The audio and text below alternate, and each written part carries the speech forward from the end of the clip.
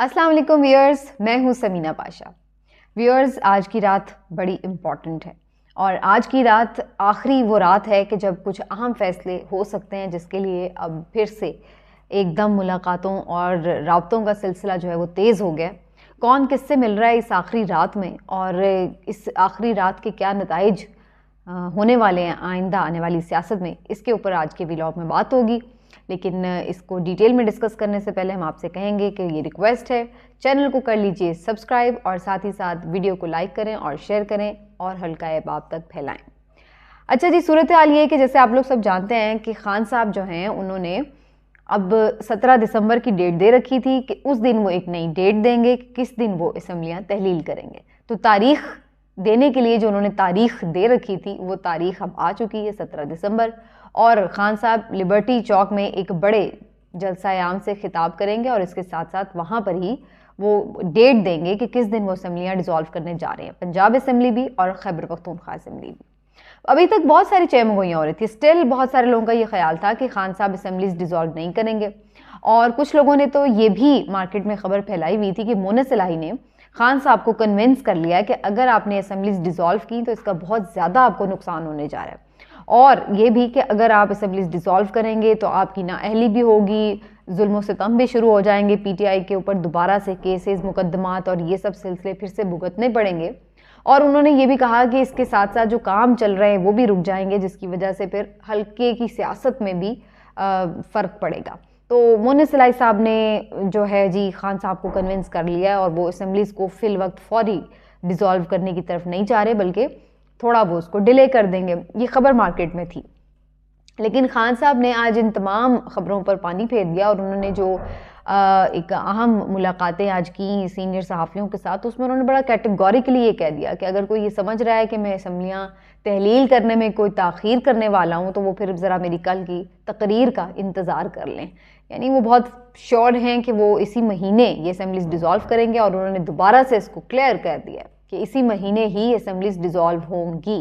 पंजाब भी और केपी भी। और इसके साथ साथ स्पीकर कौमी असम्बली को भी ख़त लिख दिया गया है कि जनाब आप हमारे इस्तीफ़ों की भी तस्दीक करवा के हमारे इस्तीफ़े जो हैं उन्हें मंजूर करें।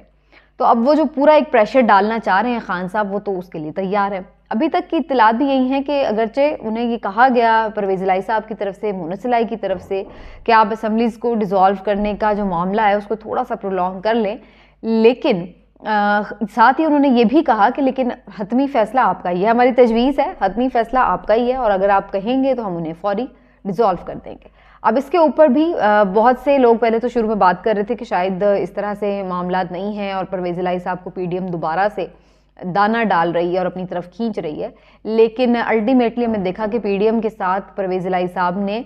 कोई संजीदा इस हवाले से बातचीत नहीं की और ना ही वो इमरान खान साहब का साथ छोड़ने के लिए तैयार हुए। अच्छा, इसमें मैं एक चीज़ क्लियर कर दूं कि ये कोई ये ना समझे कि चूँकि वो बड़ी उसूली सियासत कर रहे हैं या उन्हें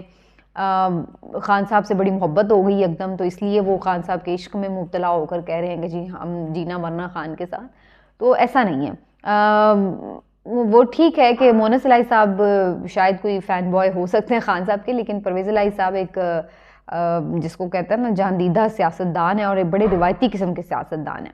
तो उन्होंने इस तरह की कोई भी चीज़ का फ़ैसला करना हो तो वो ऐसे नहीं करते कि वो कोई किसी की मोहब्बत में मुब्तला होकर करेंगे। वो देखेंगे कि उनका सियासी फ़ायदा कहाँ पर है, सियासी नुकसान कहाँ पर है। तो इस वक्त काफ लीग को भी समझ में आ रहा है कि उनका सियासी फ़ायदा जो है वो पीटीआई के साथ चलने में है, और अगर वो इस मौके पर खान साहब को धोखा देकर उनके साथ मिल जाते हैं या असम्बलीज डिज़ोल्व करने में किसी किस्म का कोई चक्कर चला जाते हैं तो फिर इसका नुकसान उन्हें इंतखाबात में होगा। और वो इस चीज़ को समझते हुए ये समझ चुके हैं कि उन्हें अब अगर उनकी सियासी बका है तो वो खान साहब के साथ रहने में ही है, भले उन्हें अच्छा लगे या बुरा लगे। असम्बलीज अगर डिज़ोल्व करनी पड़ेंगी तो खान साहब की बात माननी पड़ेगी, अगर वो नहीं मानेंगे तो एक्सपोज होंगे और फिर अवामी रिएक्शन भी होगा, अपनी सीटें भी जीतना मुश्किल हो जाएंगी और सियासत के लिए फिर उनके लिए बिल्कुल जगह ख़त्म हो जाएगी। तो अब सियासी मफाद उनका यही है, उन्हें अच्छा लगे या बुरा लगे उन्हें अब पीटीआई के साथ चलना पड़ेगा। इस सिलसिले में 2-3 ऑफर्स थी, फार्मूले थे कि जी आप पीटीआई को काफली को पीटीआई में जम कर लें, इस बात का भी उन्हें दावत दी गई थी खान साहब की तरफ से, लेकिन उन्होंने इसको कबूल नहीं किया। वो चाहते हैं कि उनका एक अलग तशख़्ख़ुस रहे काफली का, उसी तरह से हाँ सीट एडजस्टमेंट के ऊपर जो है उनसे वो बात हो जाए, लेकिन वो उसको बिल्कुल तहरीक इंसाफ में शामिल नहीं करना चाहते। कि उसे बिल्कुल अपनी एक आइडेंटिटी ख़त्म नहीं करना चाहते। इसके अलावा कुछ लोग ये भी कह रहे थे कि शायद वज़ारत आला के ऊपर बात फंसी हुई है कि वो अगली भी वज़ारत आला मांग रहे हैं, तो इसकी भी कोई तस्दीक नहीं हो सकी। परवेज़ इलाही साहब भी इस बात को अच्छी तरह समझते हैं कि अभी अगर इंतखाब होंगे तो PTI इस वक्त मेजॉरिटी में सीटें जीतने की पोजीशन में है, तो उन्हें ज़रूरत नहीं होगी कि वो काफ लीग की सीटों के एवज़ जो है उन्हें वज़ारत आला उन्हें देनी पड़े। तो इसलिए खान साहब को इतनी बड़ी कमिटमेंट करना उनके लिए भी मेरा ख्याल है कुछ ईजी नहीं होगा। शायद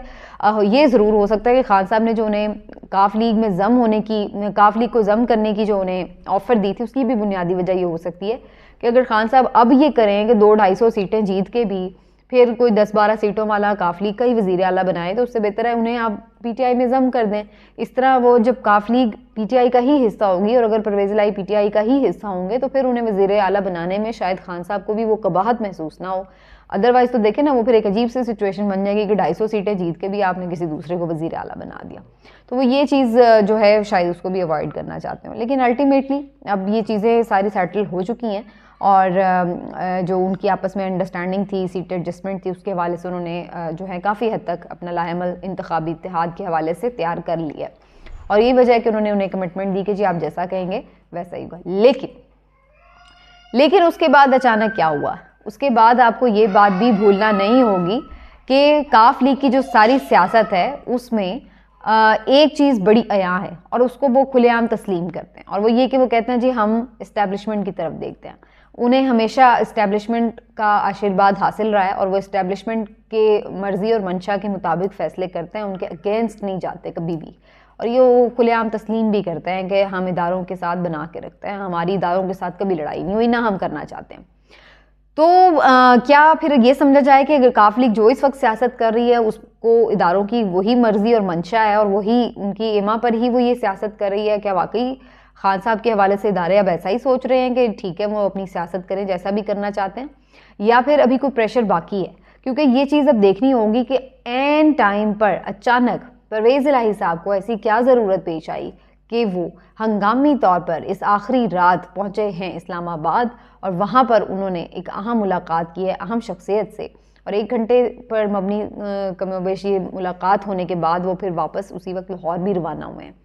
तो बहुत सारे लोगों का ये ख्याल है कि ये एक फ़ैसला कुन किस्म की मुलाकात है, क्योंकि उसके बाद इवेंचुअली परवेज़ इलाही साहब ये डिसाइड करेंगे कि उन्हें खान साहब के हुक्म पर मिन्नो अन अमल करना है या फिर वो किसी और मसलहत का शिकार होने जा रहे हैं। तो ये एक बड़ा डिसाइसिव मोमेंट होगा और इनका जो जेस्चर है वो बुनियादी तौर पर इदारों के जो आगे के लाहेमल है, उनकी पॉलिसी, उनकी स्ट्रैटजी, उसके हवाले से जो है वो डिपेक्ट करेगा मामले को कि क्या वाकई वो इस चीज़ से बिल्कुल अलग थलग हो चुके हैं, पॉलिटिकल हो चुके हैं या नहीं। क्योंकि अगर परवेज़ इलाही साहब इस मौके पे जाके कुछ ऐसी करते हैं मामला, तो फिर जो है वो काफ़ी सिचुएशन क्लियर हो जाएगी। लेकिन अभी तक की इतलात के मुताबिक तो यही कि खान साहब कल अनाउंसमेंट कर देंगे। उन्होंने कौन सा कोई फ़ौरन 1 मिनट की अनाउंसमेंट कर देनी है, ज़ाहिर है अभी वो कुछ मज़ीद दिन लेंगे, तो उसके दौरान भी और ये सारे टाइम में भी जो एक दफ़ा फिर से हलचल जो है मुज़ाकरात के लिए कोशिशें, बातचीत, राब्ते, वो सिलसिला तेज़ हो चुका है। लेकिन खान साहब अब इसके अलावा किसी बात पर कॉम्प्रोमाइज़ करने के लिए तैयार नहीं है। वो कह चुके हैं कि वो ऑलरेडी बहुत सारी चीज़ों के ऊपर कॉम्प्रोमाइज़ किया है बहुत सारी मसलहतों की वजह से, लेकिन अब वो मज़ीद इसके ऊपर किसी किस्म की ताख़ीर बर्दाश्त नहीं करेंगे। ना ही वो ये चाहते हैं कि कोई निगरान सेटअप लंबा हो, ना वो किसी और धोखे में आना चाहते हैं। वो कहते हैं बस अब इलेक्शन और सिर्फ इलेक्शन, यही उनका हतमी फ़ैसला है और इसीलिए वो कल हर सूरत ये डेट अनाउंस करने जा रहे हैं। तो देखते हैं कल खान साहब क्या डेट अनाउंस करते हैं और उसके बाद उसके क्या असरात आपको नज़र आएंगे इस हुकूमत पर और इनकी आने वाली सियासत पर। लेकिन एक बात है कि PDM ने भी कहीं ना कहीं अब जो एक जिसको कहते हैं ना इलेक्शन की तैयारी शुरू ज़रूर कर दी है। मियां साहब ने भी, नवाज शरीफ साहब ने यहाँ पर अपने लोगों को कहा है कि जी मुतहरिक करें, कन्वेंशन शुरू हो गए हैं। आपने अक्सर देखा होगा PMLN के मुख्तलिफ जगहों पर शहरों में कन्वेंशन स्टार्ट हो गए और इसके साथ साथ अब उनकी कोशिश है, जैसे इसहाक डार साहब ने इवन IMF से पंगा लेकर कोशिश की है कि कोई 10 रुपये पेट्रोल सस्ता करके, कोई इस तरह के 1-2 चीज़ें करके जिनको वो थोड़ा सा सेल आउट कर सकें, तो थोड़ा आवाम को रिलीफ दें। तो वो बुनियादी तौर पे इन चीज़ों का मकसद भी यही है कि अगर उन्हें किसी तरह भी इन इलेक्शंस में जाना ही पड़े तो वो कम से कम कुछ जाके बताने के काबिल हो सके। तो देखते हैं जी आने वाले दिनों में सियासत क्या रुख इख्तियार करती है। मिलते हैं अगले व्लॉग में। अल्लाह हाफ़िज़।